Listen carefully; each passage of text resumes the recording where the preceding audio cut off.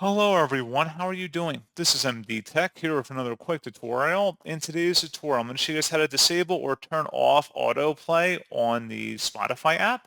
So this should hopefully be a pretty straightforward process here, guys. And without further ado, let's go ahead and jump right into it. So all you have to do is sign into Spotify and select your user icon up at the top left. Go down to Settings and Privacy, and then you want to select the playback tile. Where it says listening controls, autoplay, similar content will play when what you're listening to ends.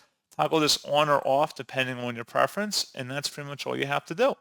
So if you want to disable, just toggle it off to the left, and that's it. So pretty straightforward process, guys. And as always, thank you for watching. I do hope that I was able to help you out, and I do look forward to catching you all in the next tutorial. Goodbye.